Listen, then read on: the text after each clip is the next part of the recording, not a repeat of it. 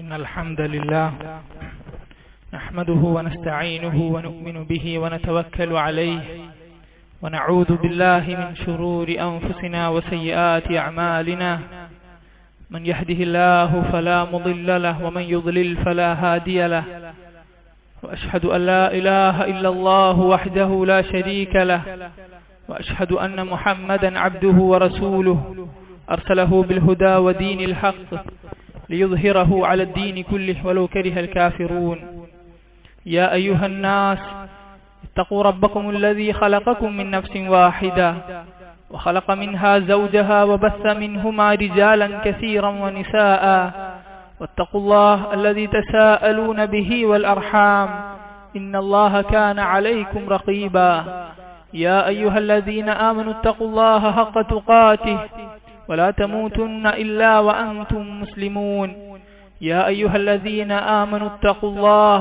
وقولوا قولا سديدا يصلح لكم أعمالكم ويغفر لكم ذنوبكم ومن يطع الله ورسوله فقد فاز فوزا عظيما أما بعد فإن خير الحديث كتاب الله وخير الهدي هدي محمد صلى الله عليه وسلم وشر الأمور محدثاتها وكل محدثة بدعة وكل بدعة ضلالة وكل ضلالة في النار.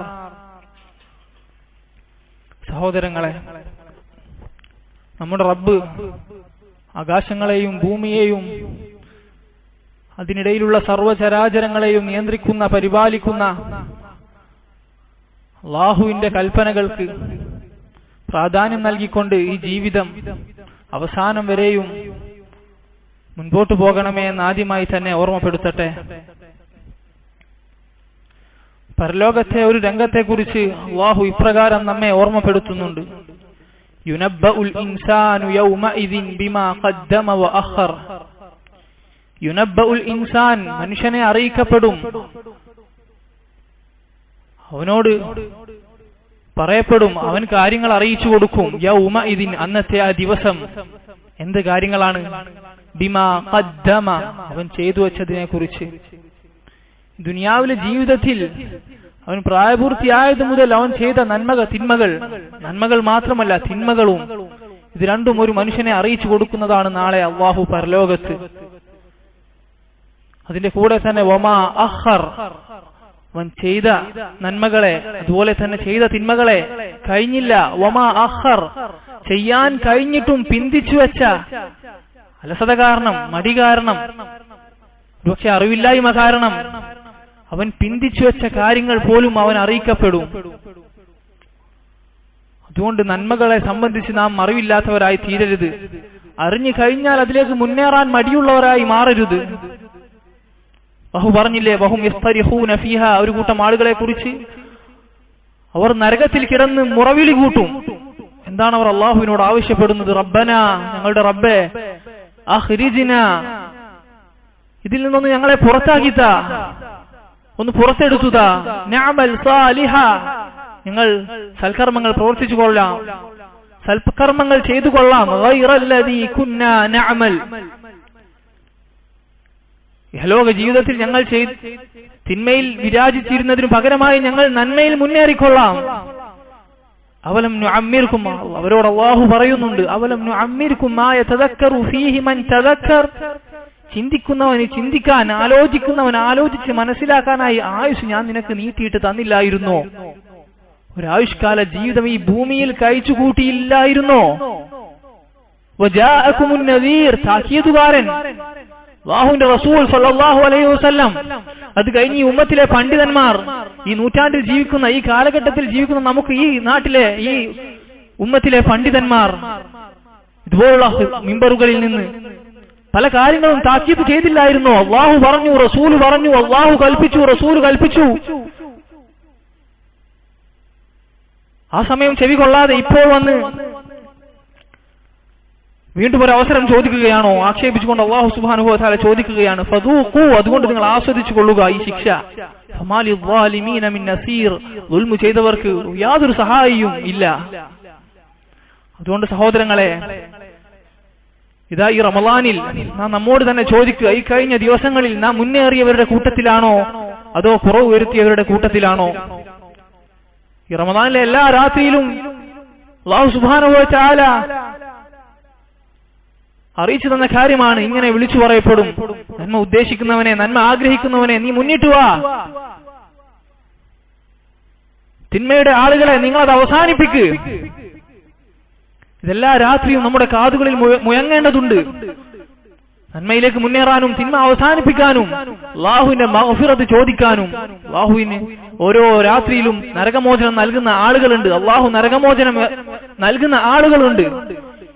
ഈ ഒരു കാര്യം നീ അറിഞ്ഞു കഴിഞ്ഞാൽ ഓരോ രാത്രിയും വരുമ്പോൾ അതിൽ ഉൾപ്പെടാൻ നീ അള്ളാഹുവിനോട് ചോദിച്ചുകൊണ്ടേയിരിക്ക്. അശ്രദ്ധയിലാവല്ല. അള്ളാഹുവും റസൂലും ഈ വിഷയത്തിൽ പറഞ്ഞ കാര്യങ്ങൾ നീ മനഃപ്പാടമാക്കൽ കാര്യങ്ങൾ അതിന്റെ സമയത്ത് ഓർത്തെടുക്കാൻ നിന്നെ സഹായിക്കും. നിന്റെ മലയാള ഭാഷയിൽ തന്നെ അത് മനഃപ്പാടമാക്ക്, ഈ പറഞ്ഞ ഹദീസുകളും ആയത്തുകളുമെല്ലാം.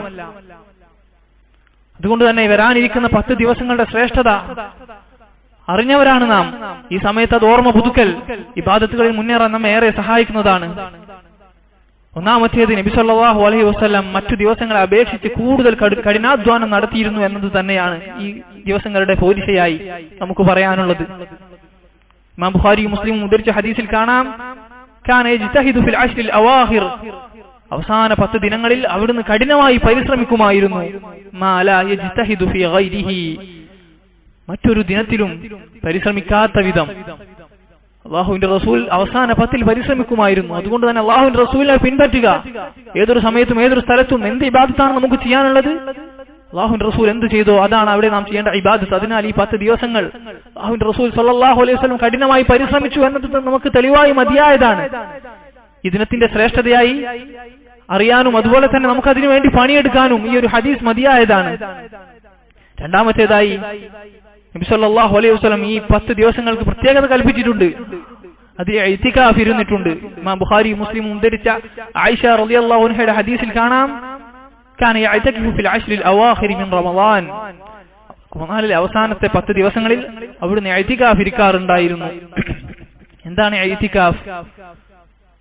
പള്ളിയിൽ തന്നെ കഴിഞ്ഞുകൂടൽ, പുറത്തു പോവാതെ പള്ളിയിൽ തന്നെ കഴിഞ്ഞുകൂടൽ, നിന്റെ ഖൽബ് കൊണ്ട് അല്ലാഹുവുമായി സകല സൃഷ്ടികളിൽ നിന്നും ബന്ധം വിച്ഛേദിച്ച് അല്ലാഹുവുമായി കഴിഞ്ഞുകൂടൽ.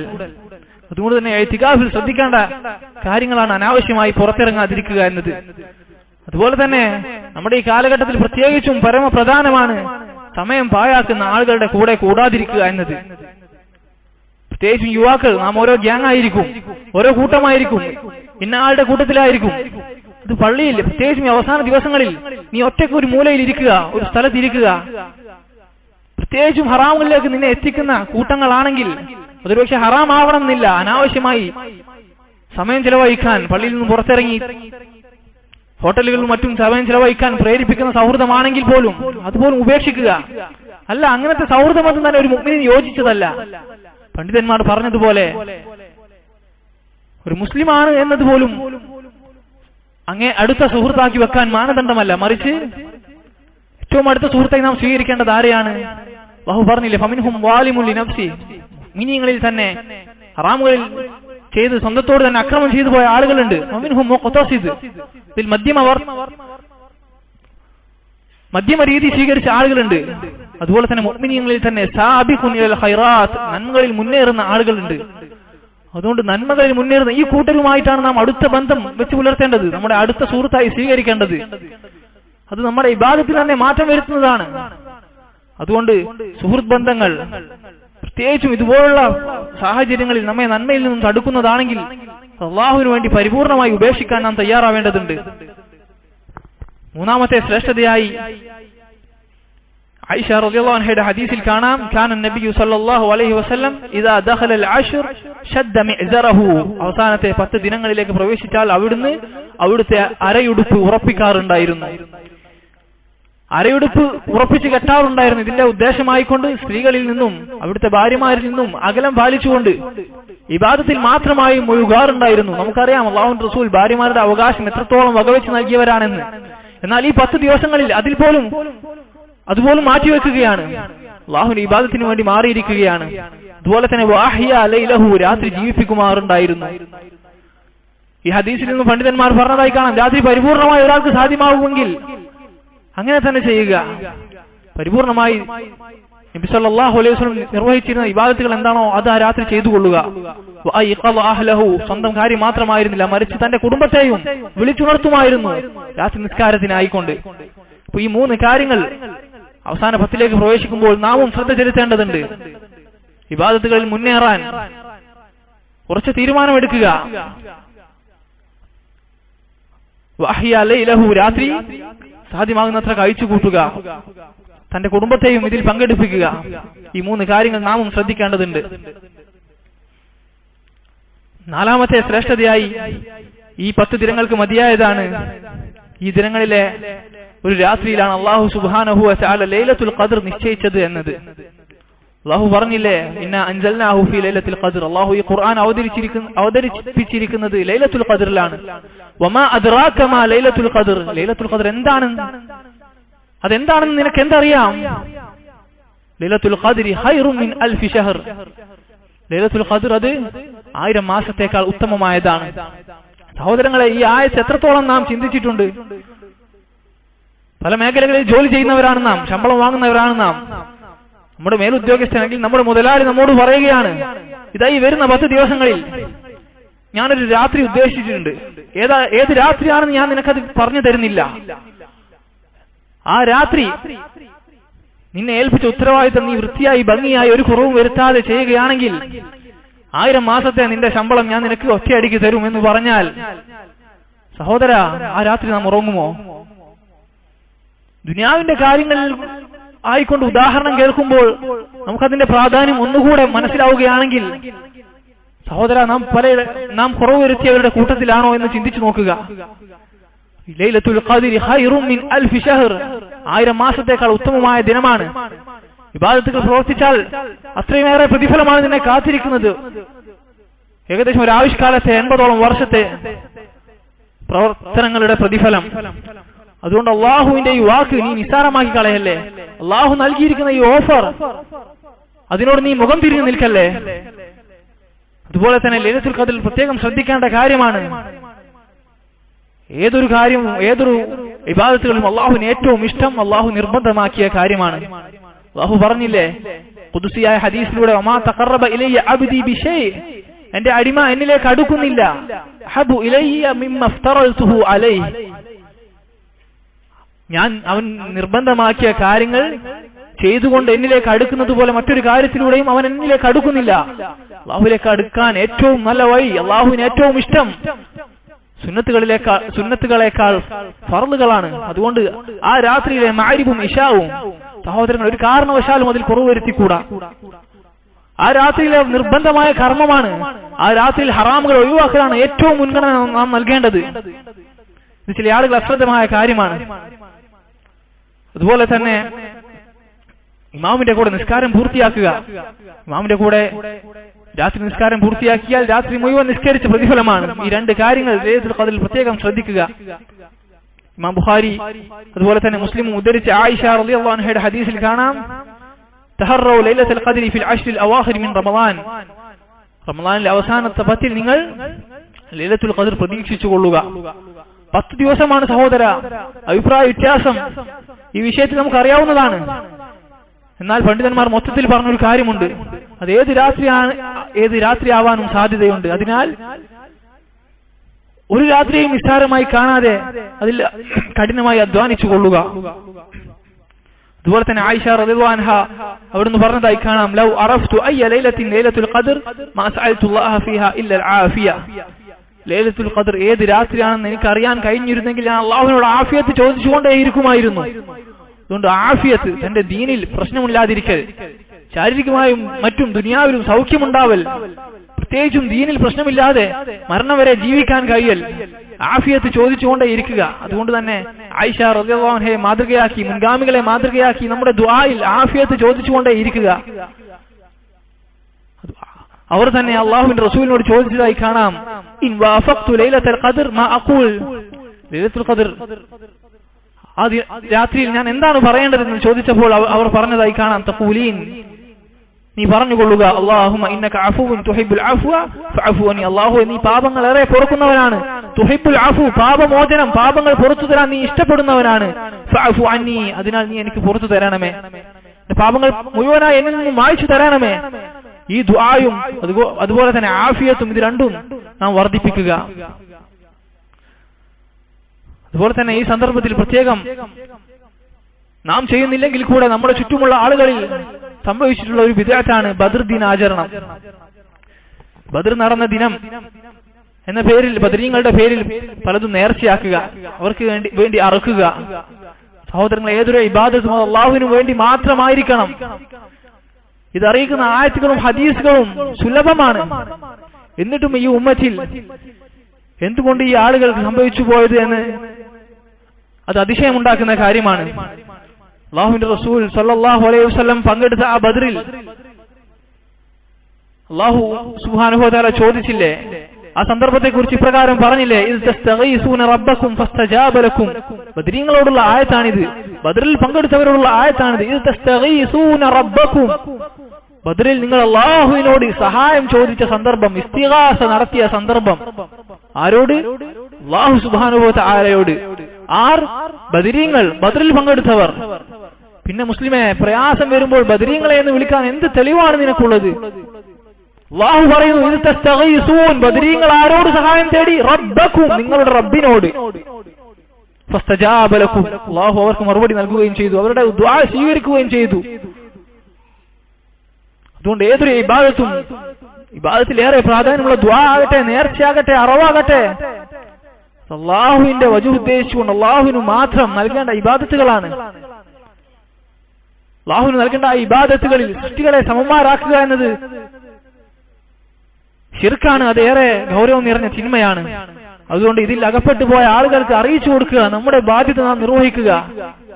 അവർ സ്വീകരിച്ചാലും ഇല്ലെങ്കിലും എത്തിച്ചു കൊടുക്കലാണ് നമ്മുടെ ബാധ്യത. കാലങ്ങളായി പറയുന്നു, അതേ പറയലാണ് നിന്റെ ബാധ്യത. അവർ കേട്ടാലും ഇല്ലെങ്കിലും നിന്റെ റബ്ബിന്റെ അടുക്കൽ നാളെ നിനക്ക് ഉദ്ർ പറയാൻ നീ പറഞ്ഞേ തീരൂ. അതുകൊണ്ട് തന്നെ ബിദ്അത്തായ കാര്യങ്ങൾ, കുല്ല ബിദ്അത്തിൻ ളലാല, എല്ലാ ബിദ്അത്തും ളലാലത്താണ്. വകുല്ല ളലാലത്തിൻ ഫിന്നാർ, എല്ലാ ളലാലത്തും അവസാനം നരകത്തിൽ ചെന്ന് പതിക്കുന്നതാണ്, ആ വ്യക്തിയെ നരകത്തിൽ എത്തിക്കുന്നതാണ്. ഇത് ആവർത്തിച്ച് കേൾക്കുന്ന ഒരു മുസ്ലിം ബിദ്അത്തിനെ സംബന്ധിച്ച് സദാ എല്ലാ ആഴ്ചയും അല്ലാഹുവിന്റെ റസൂൽ തന്റെ അനുയായികളെ ജാഗരൂകരാക്കാറുണ്ടായിരുന്നു. അതുകൊണ്ട് നാം ഇത് നിസ്സാരമായി കണ്ടുകൂടാ. പാപങ്ങളുടെ കാര്യത്തിൽ വൻപാപങ്ങളെക്കാൾ ഗൗരവമുള്ള കാര്യമാണ് ബിദ്അത്തുകൾ എന്നത്. നോക്കൂ, പാപങ്ങളുടെ കാര്യത്തിൽ ഒരു സഹാബി പറഞ്ഞതായി കാണാം, എന്റെ ഓർമ്മ ശരിയാണെങ്കിൽ അനസ് ഇബ്നു മാലിക് റളിയല്ലാഹു അൻഹു, അദ്ദേഹമാണ് ആ കാലഘട്ടത്തിൽ ജീവിച്ച ആളുകളോട്, താബികളോടായിക്കൊണ്ട് പറഞ്ഞത്, നിങ്ങൾ ചെയ്യുന്ന ചില കർമ്മങ്ങൾ, നിങ്ങൾ ചെയ്യുന്ന ചില കാര്യങ്ങൾ അല്ലാഹുവിന്റെ റസൂലിന്റെ കാലത്ത് മുടിനാരിനേക്കാൾ നേർത്തതായിട്ടാണ് നിങ്ങൾ അത് കാണുന്നത്. നിങ്ങൾ ഇപ്പോൾ ചെയ്യുന്ന ആ കാര്യങ്ങൾ നിങ്ങൾ അത്രയും നിസ്സാരമായി ഒരു മുടിനാരിനേക്കാൾ നേർത്തതായിട്ടാണ് നിങ്ങൾ അത് കാണുന്നത്. എന്നാൽ അല്ലാഹുവിന്റെ റസൂലിന്റെ കാലത്ത് ഞങ്ങളത് വൻ പാപങ്ങളായിട്ടാണ് കണ്ടിരുന്നത്. നോക്കൂ, താബികളുടെ കാലത്താണ്. അനസ് ബിൻ മാലിക്, അദ്ദേഹം ആയുസ് നീട്ടപ്പെട്ട സ്വഹാബിയാണ്, അവസാനമായി മരിച്ച സ്വഹാബിയാണ്. അവിടുന്ന് മരിച്ച അല്പമായിട്ടേ ഉള്ളൂ. അപ്പോഴേക്കും ആളുകൾ ഹറാമുകളെ നിസ്സാരവൽക്കരിച്ച് തുടങ്ങിയിട്ടുണ്ട് എന്ന് ഈ കാര്യം അറിയിക്കുന്നുണ്ട്. എങ്കിൽ ഈ കാലഘട്ടത്തിൽ എന്തായിരിക്കും അവസ്ഥ? അതുകൊണ്ട് ആളുകളെ ബോധവാന്മാരാക്കുക, നമ്മൾ സ്വയം ബോധവാന്മാരാകുക. ഹറാമുകൾ, പ്രത്യേകിച്ചും ബിദ്അത്തുകളുടെ കാര്യത്തിൽ, അതിൽ നിന്ന് മാറി നിൽക്കുന്നതിന്റെ കാര്യത്തിൽ, അത് നമ്മുടെ പ്രിയപ്പെട്ടവരെ ഉണർത്തുന്നതിന്റെ കാര്യത്തിൽ, അതിൽ നിന്ന് വിട്ടുനിൽക്കാൻ കൽപ്പിക്കുന്നതിന്റെ കാര്യത്തിൽ നാം അശ്രദ്ധയിലായിക്കൂടാ. അല്ലാഹു സുബ്ഹാനഹു വ തആല നമ്മുടെ ദീനനുസരിച്ച് ജീവിക്കാൻ, അത് മറ്റുള്ളവർക്ക് പറഞ്ഞു കൊടുക്കാൻ, അതിലുണ്ടാകുന്ന പ്രയാസത്തിൽ ക്ഷമിക്കാൻ നമുക്ക് ഏവർക്കും തൗഫീഖ് നൽകുമാറാവട്ടെ. قولوا قولي هذا استغفر الله لي ولكم فاستغفروه إنه هو الغفور الرحيم.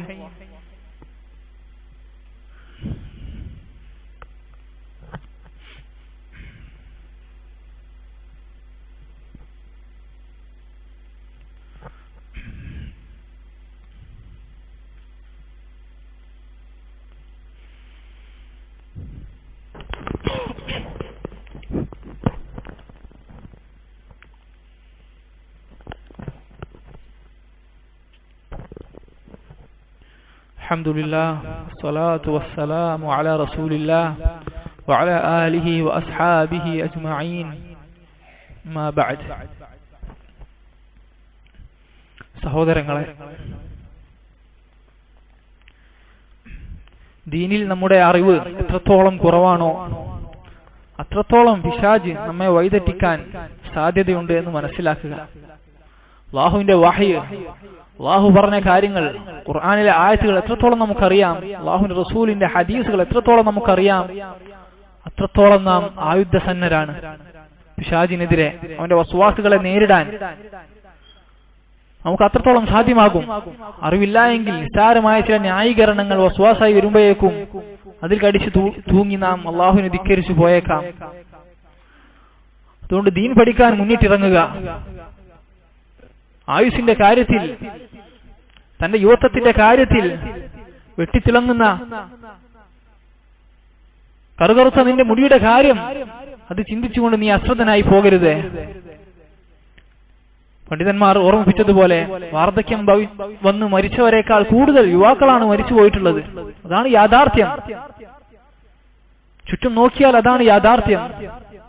അങ്ങേയറ്റം വാർദ്ധക്യത്തിലെത്തി മരിക്കുന്നതിനേക്കാൾ യുവത്വമാണ് മരണമടഞ്ഞുകൊണ്ടിരിക്കുന്നത്. അതുകൊണ്ട് തന്നെ ആയുഷിന്റെ കാര്യത്തിൽ ഇനിയും കുറെ ജീവിക്കാനുള്ളതാണ് എന്ന തോന്നൽ നന്മകൾ വൈകിപ്പിക്കാൻ നമ്മെ പ്രേരിപ്പിക്കാതിരിക്കട്ടെ. നിസ്കാരത്തിന്റെ കാര്യത്തിൽ അല്ലാഹുവിന്റെ റസൂൽ പറഞ്ഞ കാര്യം മറ്റേ ഇബാദത്തുകളുടെ കാര്യത്തിലും നമുക്ക് സഹായകമാണ്. ഈ നിസ്കാരമേ നിനക്കുള്ളൂ എന്ന വിധത്തിൽ നിസ്കരിക്കുക.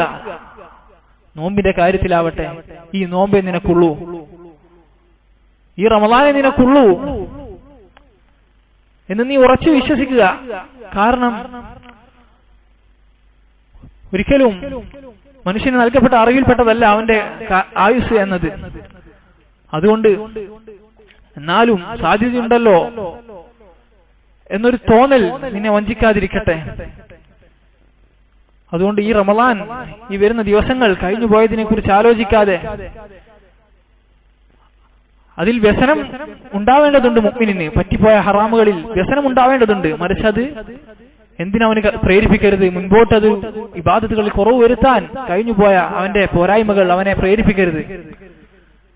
അതുകൊണ്ട് തന്നെ തൗബ ചെയ്തുകൊണ്ട്, അല്ലാഹു പറഞ്ഞില്ല, യാ അയ്യുഹല്ലദീന ആമനു തൂബു, മുഅ്മിനീങ്ങളെ തൂബു, അല്ലാഹുവിലേക്ക് മടങ്ങുവിൻ, തൗബതൻ നസൂഹ, നിഷ്കളങ്കമായിക്കൊണ്ട് ആത്മാർത്ഥമായിക്കൊണ്ട്, അസാ റബ്ബുകും അൻ യുകഫിറ അൻകും സയ്യിആതികും, നിങ്ങളുടെ റബ്ബ് നിങ്ങളുടെ പാപങ്ങൾ നിങ്ങൾക്ക് പുറത്തു തന്നേക്കാം, വയുദ്ഖലകും ജന്നാത്തിൻ തജ്രി മിൻ തഹ്തിഹൽ അൻഹാർ, താഴ്ഭാഗത്തുകൂടെ അരുവികൾ ഒഴുകുന്ന ആ സ്വർഗ്ഗത്തിൽ നിങ്ങളെ പ്രവേശിപ്പിച്ചേക്കാം.